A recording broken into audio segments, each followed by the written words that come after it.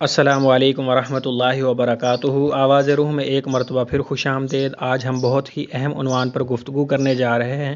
اس عنوان کے حوالے سے CSS PMS وغیرہ کے تفصیلی سوالات میں یہ سوال پوچھ لیا جاتا ہے کہ اسلام کا فلسفہ عبادت کیا ہے۔ اسی طرح کمیشن کے انٹرویوز میں یہ سوال پوچھ لیا جاتا ہے۔ تو اپنی گفتگو شروع کرنے سے پہلے آپ سے درخواست کروں گا کہ اگر آپ نے میرا چینل سبسکرائب نہیں کیا تو چینل کو سبسکرائب کر لیں، ویڈیو کو لائک اور شیئر کر دیں۔ اب آتے ہیں ہم اپنی گفتگو کی طرف۔ عبادت کسی نہ کسی شکل میں دنیا کے تمام سچے، جھوٹے، آسمانی، غیر آسمانی، سامی، غیر سامی مذاہب میں پائی جاتی ہے، لیکن عبادت کے متعلق تمام مذاہب کو ہمیشہ غلطیاں واقع ہوتی آئی ہیں۔ تمام مذاہب نے اس کے متعلق نہ صرف ایک بلکہ بہت ساری، اور نہ صرف ایک طرح کی بلکہ مختلف قسم کی غلطیاں کی ہیں۔ سب سے بڑی غلطی یہ ہے کہ عموماً لوگ سمجھتے آئے ہیں کہ عبادت خود مقصود بذات چیز ہے اور اس کا مقصد صرف اللہ تعالیٰ کی اطاعت کا اظہار ہے۔ اس کی مثال یہ ہے کہ مثلاً ایک بادشاہ نے اپنے کسی نوکر کی وفا کو اور اس کی اطاعت کو چیک کرنے کے لیے اس کو حکم دیا کہ وہ پوری رات ایک پاؤں پر کھڑا رہے۔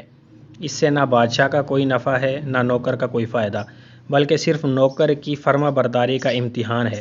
اسی طرح ہم جو نمازیں پڑھتے ہیں، روزے رکھتے ہیں، حج کرتے ہیں، زکوٰۃ دیتے ہیں، صدقات دیتے ہیں، تو اس سے فقط امتثال امر مقصود ہے کہ خدا نے حکم دیا ہے، ہم بجا لائیں۔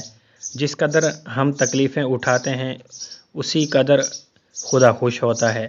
مہینوں کھانا کھانا چھوڑ دینا، ایک پاؤں پر رات بھر کھڑا رہنا، ہاتھ کو ہوا میں معلق رکھ کے خشک کر دینا، سردیوں میں برہنہ آسمان کے نیچے سونا، 40 دن کا چلہ کھینچنا، شادی نہ کرنا، تمام عمر جوگی پن اور رہبانیت میں بسر کرنا، اس قسم کی جو باتیں ہندوؤں، عیسائیوں اور دیگر مذاہب میں پائی جاتی ہیں، سب کی بنیاد اسی خیال پر ہے۔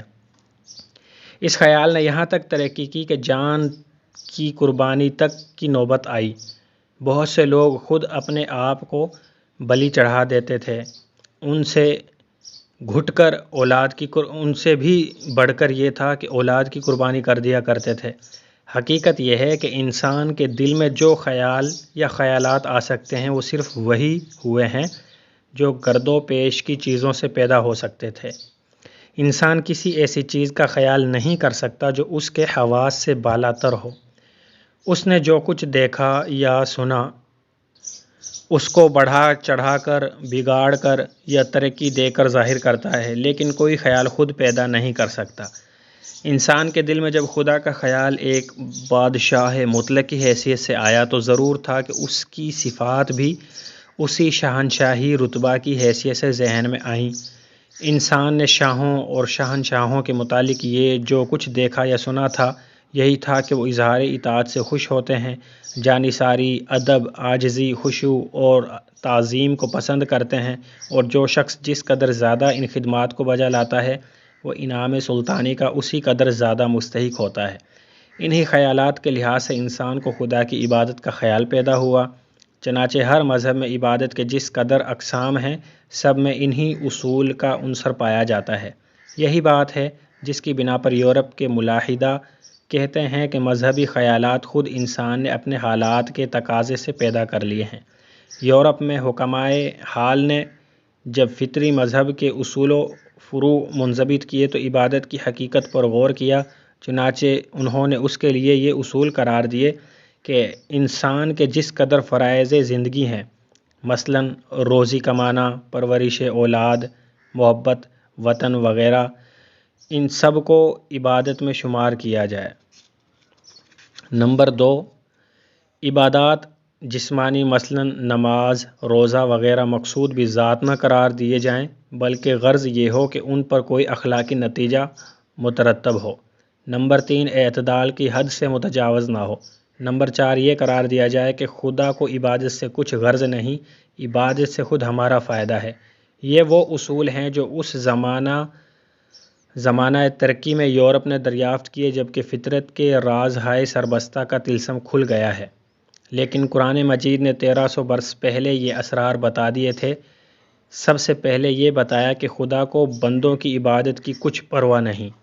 من جاہد فإنما یجاہد لنفسہ ان اللہ لغنی عن العالمین، کہ جو شخص محنت اٹھاتا ہے، عبادت کرتا ہے تو اپنے لیے ہی اٹھاتا ہے، خدا تمام عالم سے بے نیاز ہے۔ پھر کلی طور سے بتایا کہ عبادات سے خود انسان کو فائدہ پہنچتا ہے، اور خدا نے جو عبادت کا حکم دیا ہے خود انسان کے فوائد کے لحاظ سے دیا ہے۔ من عمل صالحا فلنفسہ ومن اساء فعلیہا، کہ جو شخص اچھا عمل کرتا ہے اپنے لیے کرتا ہے، اور جو برا کرتا ہے تو اپنے لیے کرتا ہے۔ ما یرید اللہ لیجعل علیکم فی الدین من حرج، اللہ تعالیٰ نہیں چاہتا کہ دین میں تمہارے اوپر کچھ دقت پیدا کرے۔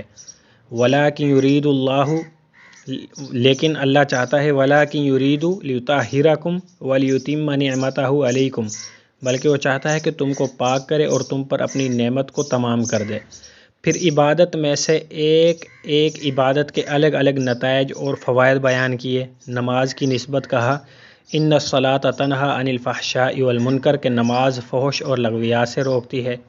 روزے کی نسبت فرمایا لعلکم تتقون، کہ غالباً تم پرہیزگار ہو جاؤ۔ حج کی نسبت فرمایا لیشہدوا منافع لہم، تاکہ اپنے فائدے کی جگہ آئیں۔ زکوٰۃ کے فوائد محتاج بیان نہیں۔ ان باتوں کے ساتھ تمام عبادات میں اس بات کو ملحوظ رکھا کہ اعتدال سے تجاوز نہ کرنے پائیں اور ان کے ادا میں کسی قسم کی دقت اور دشواری نہ آئے۔ یرید اللہ بکم الیسر ولا یرید بکم العسر، خدا تم سے آسانی چاہتا ہے نہ کہ دشواری۔ آگے فرمایا کہ ما یرید اللہ لیجعل علیکم فی الدین من حرج، اللہ نہیں چاہتا کہ مذہب میں تم پر کسی قسم کی دقت واقع ہو۔ آگے فرمایا کہ لا یکلف اللہ نفسا الا وسعہا، کہ خدا کسی کو اس کی طاقت سے زیادہ تکلیف نہیں دیتا۔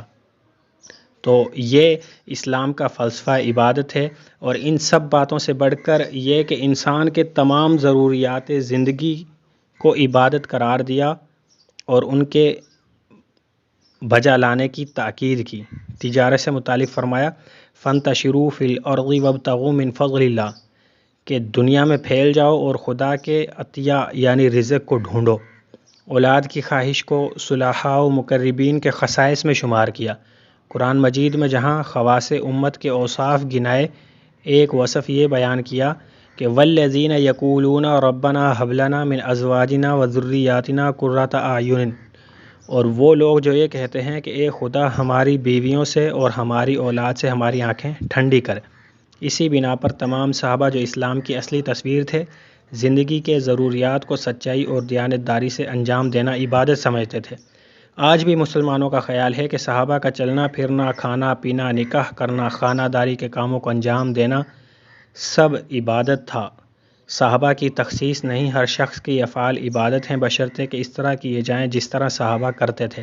تو اسلام کا فلسفہ عبادت یہی ہے کہ اس میں اعتدال ہے، اور اللہ کو عبادت مقصود نہیں ہے، ان عبادات سے خود انسان کے فوائد مقصود ہیں، اور ہر عبادت کے کچھ نہ کچھ فوائد کا اللہ تعالیٰ نے قرآن پاک میں ذکر بھی فرمایا ہے، اور اس کے ساتھ ساتھ عبادات کو اللہ تعالیٰ نے اعتدال میں رکھا ہے۔ رزق کے حصول، اولاد کے حصول، اچھی زندگی اور جائز خواہشات کے حصول کی اللہ تعالیٰ نے خود ترغیب دی ہے۔